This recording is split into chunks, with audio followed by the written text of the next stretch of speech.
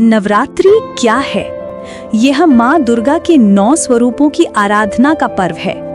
साल में 2 मुख्य नवरात्रि, चैत्र और शारदीय, मौसम के बदलाव, ऋतु संधि पर आती हैं। यह बाहरी पूजा के साथ साथ शरीर और मन के आंतरिक रूपांतरण का भी समय है। नवरात्रि 9 रातों का पर्व है, लेकिन इसके पीछे कुछ गहरे रहस्य छिपे हैं जो इसे सिर्फ एक त्योहार से कहीं अधिक बनाते हैं। नवरात्रि से जुड़े रहस्य। 1. यह एक वैज्ञानिक पर्व है। नवरात्रि साल के 2 ऐसे समय पर आती है जब मौसम बदलता है। इस दौरान शरीर की रोग प्रतिरोधक क्षमता यानी इम्यूनिटी सबसे कमजोर होती है। नवरात्रि में रखे जाने वाले व्रत और सात्विक भोजन यानी बिना प्याज लहसुन तला भुना का असल उद्देश्य शरीर को अंदर से शुद्ध करके आने वाले मौसम के लिए तैयार करना है ताकि बीमारियां दूर रहें। 2. यह बाहरी नहीं, आंतरिक युद्ध है।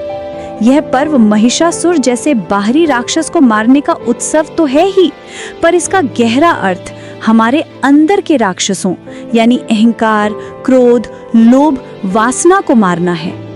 9 रातें अपने 9 विकारों पर विजय पाने की साधना है। 3. पूजा का मनोवैज्ञानिक क्रम। नवरात्रि के 9 दिनों को 3-3 दिनों के 3 भागों में बांटा गया है, जिसका एक मनोवैज्ञानिक क्रम है।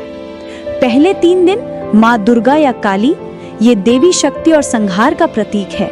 इनकी पूजा का अर्थ है कि पहले अपने मन से नकारात्मकता, बुरे विचार और अशुद्धियों को पूरी शक्ति से नष्ट करो। अगले 3 दिन माँ लक्ष्मी, जब मन साफ हो जाता है तब उसमें सद्गुणों और सकारात्मकता को भरा जाता है।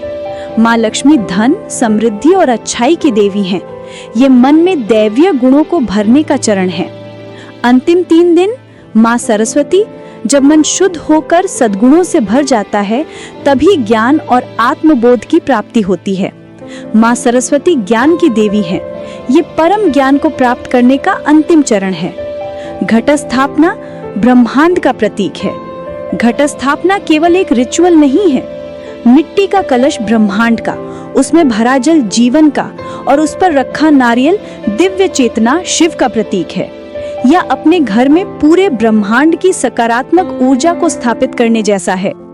संक्षेप में, नवरात्रि सिर्फ उपवास और पूजा का पर्व नहीं, बल्कि यह शरीर को स्वस्थ करने, मन को शुद्ध करने और आत्मा को ज्ञान से भरने का एक वार्षिक स्पिरिचुअल रीबूट है।